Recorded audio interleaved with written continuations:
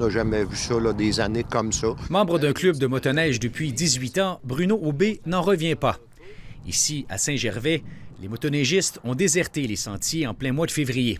Si ce n'est pas carrément sur la terre, les pistes sont tellement glacées qu'elles sont devenues impraticables en raison de redoux et de faibles précipitations. Vous voyez ici en arrière là, que les sentiers sont presque sur la terre ou sur le foin, un petit peu partout.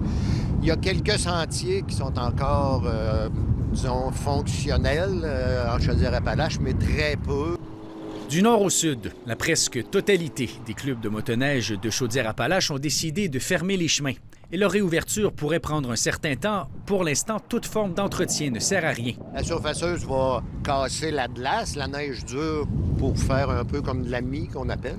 Sauf que, comme vous voyez, où il y a de la terre ou du foin, c'est impossible de remettre de la neige là. Il n'y en a pas. Il n'y a pas de neige.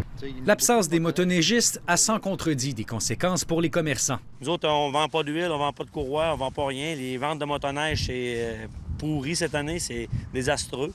Le monde sont déjà en mode moto, VTT, côte à côte. Nos ventes sont quand même bonnes au rendez-vous et non dans la motoneige. Dans une saison qui semble déjà perdue, certains ont les yeux rivés sur l'été. Même les relais pas loin d'ici, c'est désastreux pour eux aussi. Là. C'est une saison à oublier, honnêtement. Là. On entend parler, les hôtels, bien, beaucoup de cancellations, les restaurants, moins de monde, ceux qui vendent des motoneiges, les garages, tout ça aussi, pour eux, c'est un impact. Là.